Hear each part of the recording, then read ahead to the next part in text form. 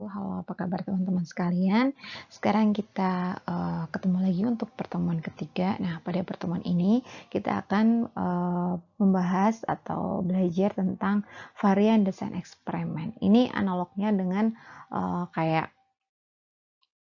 semacam pada studi observasional itu kan ada misalkan ada cross sectional, ada juga case control, ada juga cohort gitu. Jadi analognya seperti itu. Jadi pada desain yang eksperimen ini adalah true eksperimen, istilahnya levelnya adalah level yang true eksperimen. Nah, true eksperimen kita desain pendekatannya apa nih? Pendekatannya randomized control trial, tapi control trial yang kayak gimana, randomized-nya yang kayak gimana. Nah, itu ada varian-variannya ya.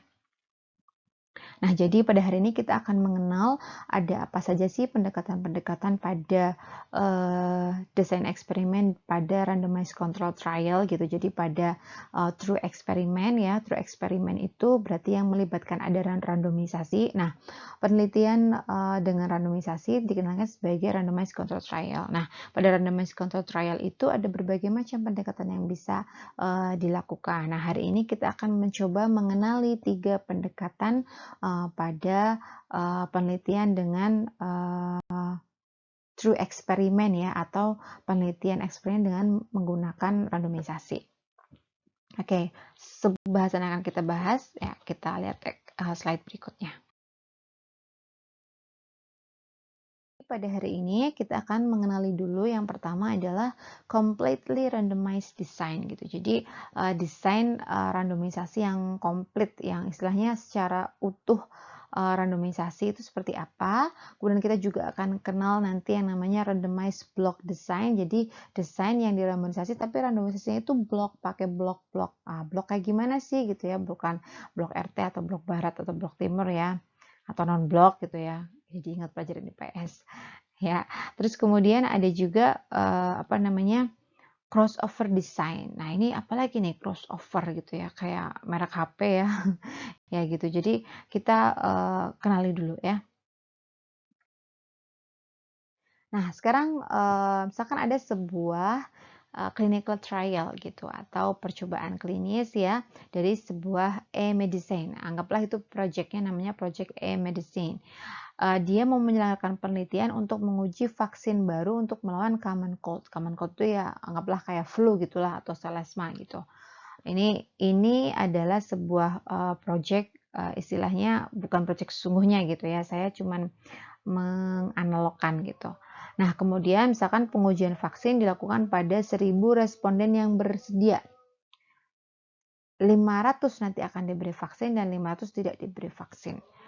Usia respondennya nanti bervariasi antara 21 tahun hingga 70 tahun. Nah, kira-kira kalau yang desainnya kayak gini termasuk desain rancangan trial yang kayak apa menurut teman-teman?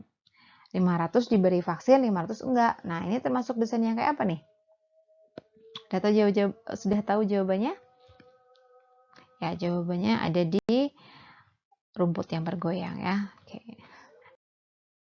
Jadi kita akan kenal dulu nih, kalau yang completely randomized design kayak apa sih? Untuk menjawab pertanyaan yang tadi kan kita harus tahu dulu desain-desainnya tuh kira-kira macam apa aja. Nah, sekarang kita kenal dulu satu-satu, completely randomized design itu kayak apa. Jadi kalau completely randomized design itu bisa dikatakan desain randomisasi ya, penelitian eksperimen dengan randomisasi yang paling sederhana. Sederhana dalam hal apa? Sederhana dalam hal analisis datanya dan juga kemudahan pelaksanaannya gitu. Nah, responden ini nanti caranya kayak gimana? Dialokasikan secara random ya atau secara acak untuk kelompok perlakuan dan kontrol. Jadi tadi kan misalkan case tadi ya, e-medicine punya 1.000 responden. 1.000 responden itu kemudian di alokasikan ke salah satu ya, apakah itu kelompok perlakuan atau ke kelompok kontrol dengan cara dirandomisasi. Ya udah pokoknya pakai secara random diacak aja, pilih masuk ke kontrol apa masuk ke kelompok perlakuan kayak gitu. Nah, itu sebenarnya disebut sebagai completely randomized design. Jadi, menjawab pertanyaan yang tadi, masuk desain apa? Yang tadi itu adalah masuk yang completely randomized design ya. Dia paling gampang nanti analisisnya ya udah pakai analisis data bivariate aja, nggak usah multivariate gitu.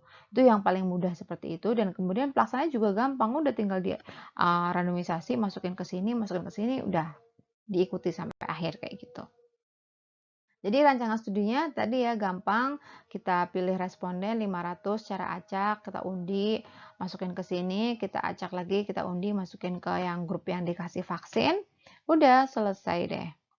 Kita ikuti dia, apakah dia nanti istilahnya terkena penyakit yang divaksin tadi. Misalkan contoh ini adalah untuk COVID ya, misalkan untuk COVID berarti 500 orang nggak dikasih apa-apa atau dikasih suntikan tapi suntikannya itu isinya cuma vitamin. Yang kemudian yang satunya adalah vaksin COVID. Nah, terus kemudian kita lihat apakah ketika dia dalam masa pengamatan dia terinfeksi COVID atau enggak kayak gitu. Nah, maka jalannya penelitian kayak gimana, rancangan penelitiannya akan seperti ini skemanya ya. Jadi ketika subjek itu sudah memenuhi kriteria inklusi, tadi kalau misalkan pada proyeknya e-medicine tadi, kriteria inklusinya adalah 21 hingga 70 tahun, misalkan itu.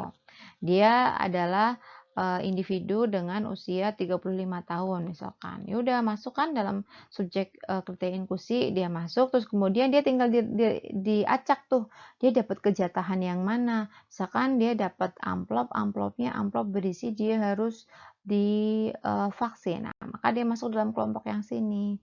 Kemudian dilakukan intervensi kan, intervensinya adalah diberi suntikan vaksin tadi, misalkan vaksinnya cuma sekali ya. Case contohnya misalkan seperti itu, terus kemudian diamati perjalanan waktu, apakah misalkan waktu pengamatannya adalah 2 tahun itu misalkan atau mungkin setahun gitu ya. Apakah dalam setahun ke depan apakah dia terinfeksi common cold tidak? Atau kalau misalkan dalam case tadi ini adalah vaksin COVID, maka apakah misalkan dilihat dalam waktu 3 bulan, jangka 3 bulan apakah dia terinfeksi COVID atau enggak, seperti itu.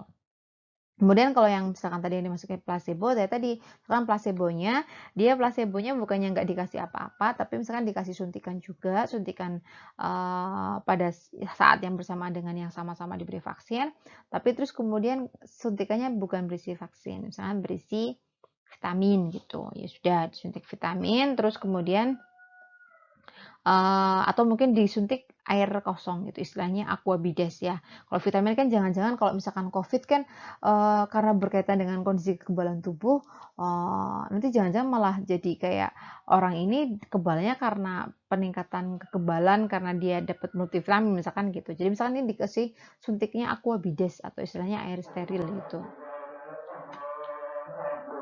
Jadi misalkan dari placebo tadi terus kemudian dilihat sama ya pengamatannya sama kayak tadi misalkan kalau yang kita contohkan ini adalah infeksi untuk yang COVID tadi berarti selama 3 bulan dilihat apakah dia terinfeksi COVID atau enggak. Atau kalau tadi case-nya adalah common cold ya, maka kalau yang common cold ini misalkan dilihat 1 tahun ya, apakah selama dalam 1 tahun itu dia berapa kali terinfeksi common cold gitu. Jadi apakah mau lihat vaksinnya itu efektif atau enggak kayak gitu ya.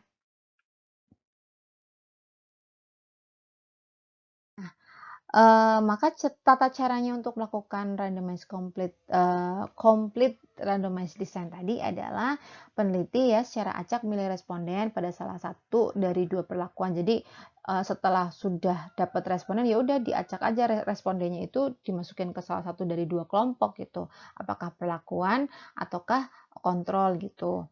Nah, terus kemudian respondennya jumlahnya sama pada 2 kelompok tadi ya, umumnya gitu. Kalau eksperimen itu, eee, istilahnya pada per masing-masing kelompok intervensi itu yang bukan tuh jumlahnya sama. Terus kemudian nanti misalkan dependent variabelnya pada case yang e-medicine tadi ya, berarti jumlah CC yang dilaporkan pada kedua kelompok kayak gitu. Nah, kita katakan vaksin efektif itu kalau gimana? Kalau misalkan pada kelompok treatment melaporkan jumlah CC yang lebih sedikit dibandingkan kelompok kontrol dan kemudian bedanya signifikan. Ini adalah contoh pada case untuk melihat adanya efektivitas vaksin pada common cold. Karena kalau common cold itu kan sebenarnya kayak batuk pilek gitu. Istilahnya dalam medisnya itu namanya selesma. Selesma itu batuk pilek ya yang kayak langganan lah orang terima, orang rasakan gitu. Yang beda dengan flu ya. Jadi kalau common cold itu beda dengan flu.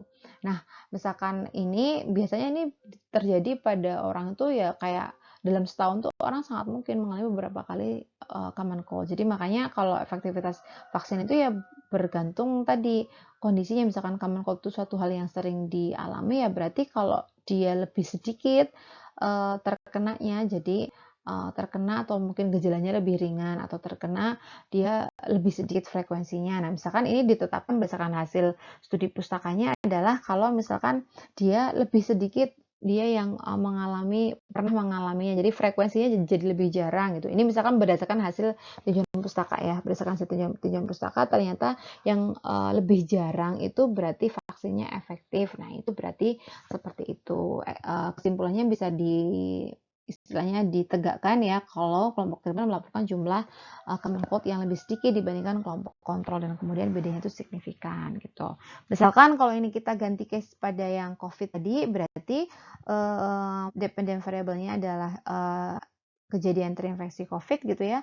Kemudian kalau yang vaksin efektif maka kelompok treatment tadi melaporkan lebih sedikit yang terinfeksi COVID atau misalkan ketika terinfeksi itu dia cuman gejala ringan gitu. Jadi kayak hasil penelitian yang ini kan ternyata bahwa si vaksin ini lebih efektif untuk mengurangi gejalanya gitu ya. Jadi kalau dia terinfeksinya itu ke gejala yang ringan kan gitu.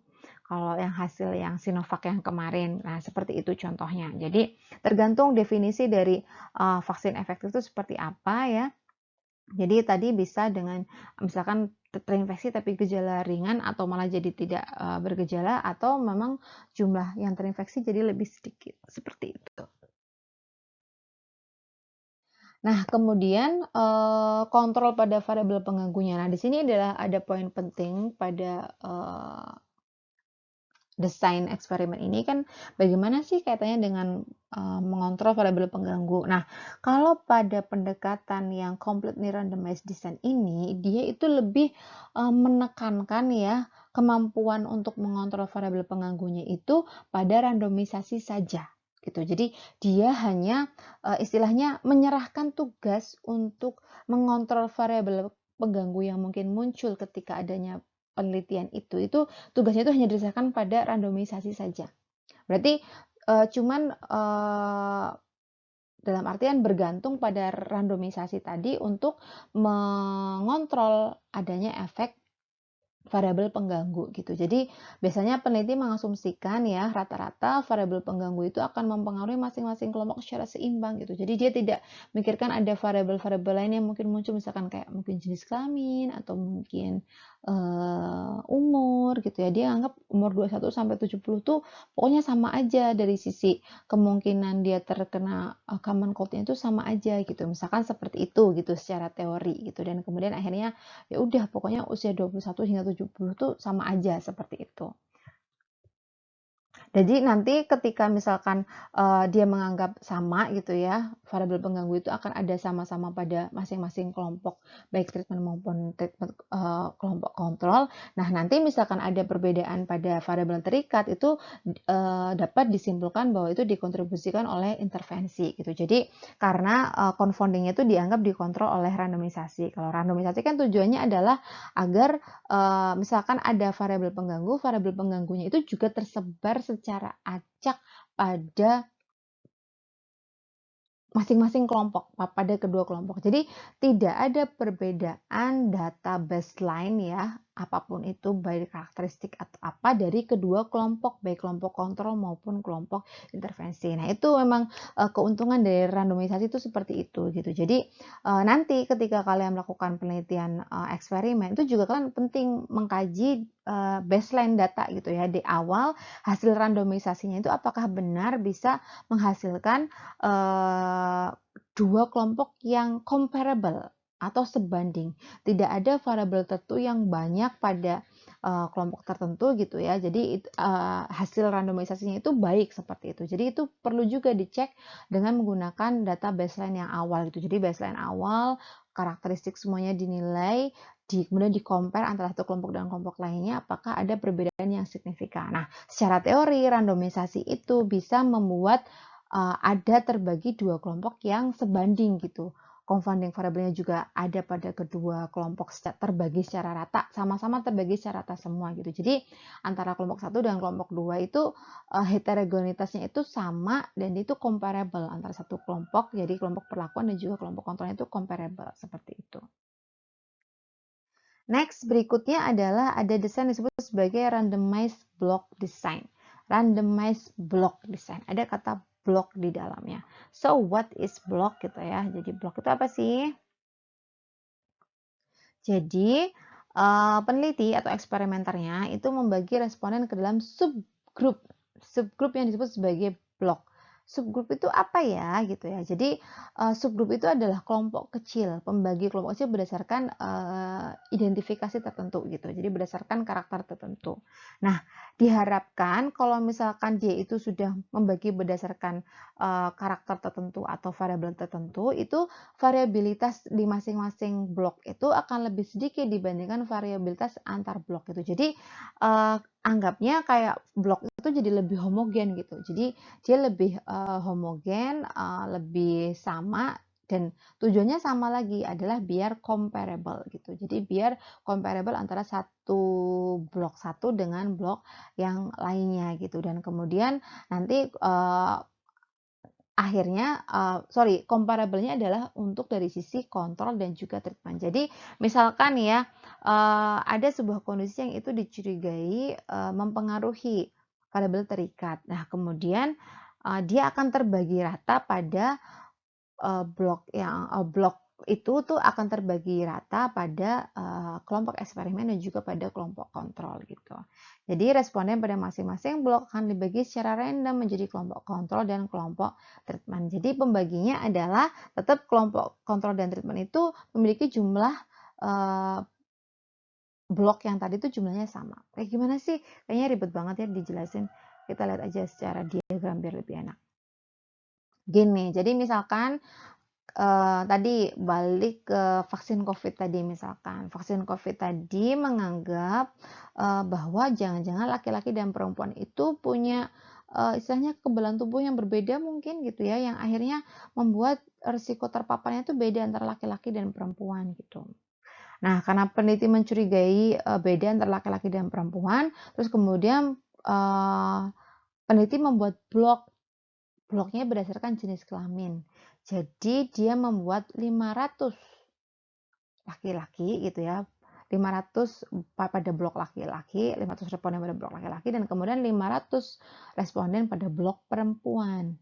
Nah, kemudian ini masih dibagi lagi agar terbagi rata, blok ini agar terbagi rata pada kedua kelompok perlakuan ya, berarti akhirnya yang placebo itu 250 laki-laki, kemudian 250 laki-laki juga yang mendapat vaksin, sementara kalau yang perempuan juga sama, 250 perempuan placebo, 250 perempuan yang mendapat vaksin. Jadi subgrup tadi itu akhirnya dibagi rata untuk sama-sama mendapatkan entah itu treatment, entah itu yang kontrolnya gitu. Jadi terbagi rata pada dua kelompok itu. Maka kita katakan pada kelompok yang placebo itu akhirnya terbagi rata laki-laki perempuannya. Pada kelompok vaksin sama juga terbagi rata jumlah laki-laki dan perempuannya. Jadi kita kalau pada randomized block design ini kita mencurigai salah satu variabel misalkan dia mempengaruhi menjadi konform, maka kita akan membagi rata jumlah variabel yang kita duga itu ada ke dalam baik itu kelompok teman kita maupun kelompok kontrol kita seperti itu. Bisa dipahami ya teman-teman ya? Nah, jadi kalau kita gambarkan tadi ya perjalanan penelitiannya, maka sorry ini kurang garis ya, garis waktu ya. Jadi di sini adalah subjek yang memenuhi kriteria inklusi, misalkan tadi usia 21 hingga 70 tahun, terus kemudian dibagi menjadi subgrup atau blok ya. Bloknya adalah blok pria dan kemudian blok wanita. Nah, itu dirandomisasi dapat dapat treatment, dapat kontrol, dapat treatment, dapat kontrol. Dua-duanya pada blok itu sama-sama dirandomisasi untuk masuk ke kelompok treatment dan juga masuk kelompok kontrol seperti itu. Jadi kita punya subgrup gitu ya, dan itu bisa lebih dari satu teman-teman, bisa lebih dari apa namanya bloknya itu bisa lebih dari satu kriteria seperti itu. Bisa juga lebih dari 2 bloknya, nggak harus 2. Ini kan kebetulan pada jenis kelamin. Kalau jenis kelamin kan cuma 2. Misalkan pada umur ya, pada umur juga bisa. Berarti misalkan kategorinya 20 sampai 30, terus 30 sampai 40 misalkan, 40 sampai 70 misalkan seperti itu juga bisa, seperti itu. Nah, misalkan tadi berdasarkan tinjauan pustaka, wanita dan pria itu memiliki reaksi fisiologis yang berbeda terhadap pengobatan gitu. Nah, kemudian akhirnya desainnya itu ingin memastikan bahwa setiap kelompok memiliki proporsi pria dan wanita yang sama.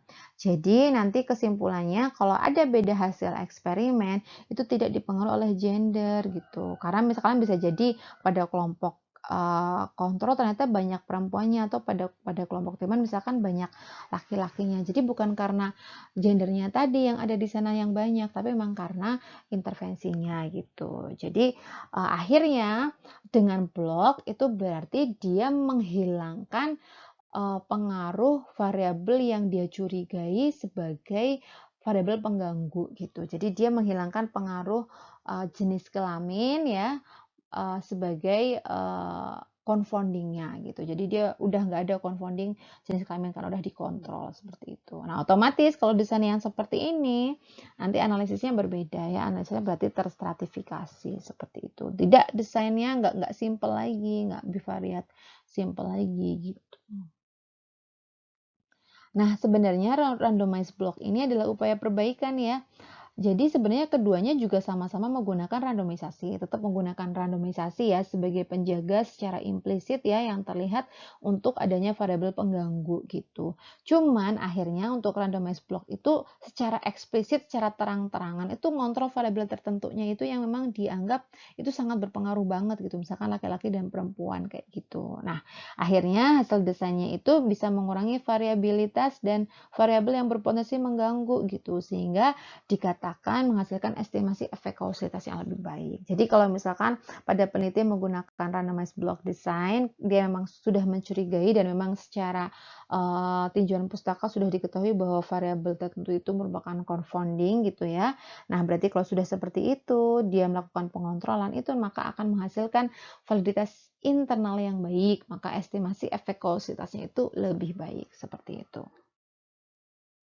Catatan ya, ada yang perlu kalian pahami bahwa blok di sini itu memang analog dengan strata pada sampling gitu. Jadi blok pada desain eksperimen tadi itu memang analog dengan strata pada sampling. Jadi ini kayak sertifikasi pada sampling gitu ya, sertifikasi berdasarkan umur, berdasarkan usia sama. Cuman dia juga sama-sama juga membagi observasi dalam subgrup. Misalkan tadi ya, strata jenis kelamin laki-laki, maka tadi jumlah perempuan dan laki-laki itu sama. Cuman yang nggak sama adalah kalau blocking tadi associated-nya hubungannya dengan desain eksperimen, dan stratifikasi itu hubungannya dengan survei sampling gitu. Jadi kalau misalkan pada kalau pada misalkan kita buat yang survei sampling dulu. Kalau misalkan kita survei sampling dengan stratifikasi pada perempuan, maka kita memastikan ada 500 perempuan yang terlibat dan juga 500 laki-laki yang terlibat. Dalam hal itu sama. Tapi kalau blocking tadi adalah kalau blocking tadi, ketika kita melakukan randomisasi, kita randomisasinya itu berdasarkan laki-laki dan juga berdasarkan perempuan. Sementara kalau kita melakukan strata pada survei sampling laki-laki perempuan gitu ya, maka hasilnya misalkan tadi kita dapat 500 perempuan, 500 laki-laki. Tapi ketika kita melakukan randomisasi, kita mau mengalokasikan ke kelompok kontrol maupun ke kelompok intervensi, itu laki-laki dan perempuannya dicampur. Ya pokoknya 500 itu kan berarti 1000. 1000 itu kemudian secara random masukin ke kelompok kontrol dan kemudian secara random masukin ke kelompok intervensi. Nah, itu namanya stratifikasi dalam sampel, tapi tidak ke dalam desain randomisasinya. Nah, kalau yang masuk ke dalam desain randomisasinya adalah kalau dia itu apa namanya 500 dan 500 itu kemudian randomisasinya 2 poin gitu ya. Jadi randomisasi pada kelompok laki-laki, randomisasi pada kelompok perempuan. Bisa dipahami nggak teman-teman ya? Semoga bisa membayangkan guys. Jadi kalau yang strata pada sampel itu berarti dibagi 2 rata jumlah laki-laki perempuan, tapi ketika merandomisasi itu cuman jadi satu skema randomisasi ya. Sementara kalau yang blocking tadi randomized block, maka ketika membuat randomisasinya itu 2 kali randomisasi pada laki-laki dan randomisasi pada perempuan. Begitu nggih? Semoga bisa dipahami ya. Nah, misalkan contoh lain, blok yang lain. Tadi saya bilang bahwa blok itu nggak harus cuma 2, blok itu bisa 3, 4, atau lebih gitu ya. Misalkan berdasarkan teori yang dikaji gitu. Misalkan peneliti memiliki pertimbangan secara teori yang menentukan itu bukan jenis kelamin, tapi usia gitu. Barangkali usia berhubungan dengan efek medikasi. Misalkan peneliti bisa membagi subjek dalam grup usia seperti kurang dari 30, 30 sampai 60, dan lebih dari 60. Nah, terus kemudian nanti pada usia 30 itu dirandomisasi, 30-60 juga dirandomisasi, 60 juga dirandomisasi. Nah, maka itu namanya randomized block berdasarkan usia ya. Oke, begitu ya untuk yang misalkan pada case umur. Atau kita juga punya case yang lain. Misalkan ada penelitian yang melaksanakan studi efektivitas krim kulit untuk mengobati penyakit kulit tertentu. Jadi misalkan penelitinya punya 80 subjek, terus kemudian berencana untuk membagi menjadi 4 kelompok treatment masing-masing 20.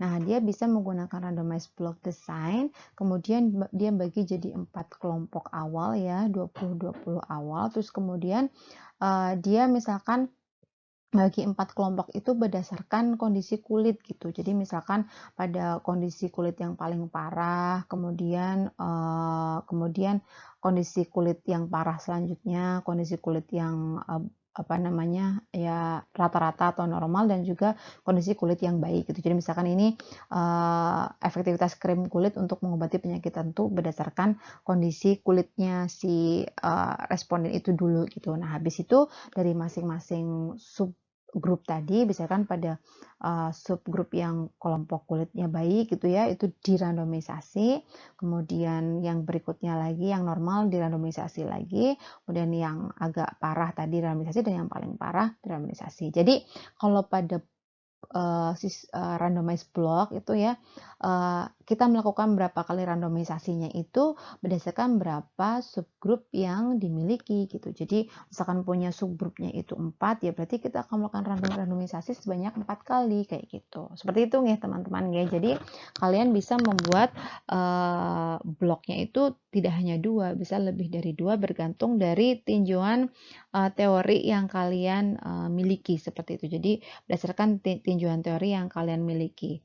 Nah, terus kemudian juga tidak harus menjadi 2 saja yang istilahnya kategorinya itu yang cuman 2 yang dikotomi gitu ya, bisa juga kategori yang lain berdasarkan sesuai dengan teori. Seperti itu teman-teman untuk yang randomized block.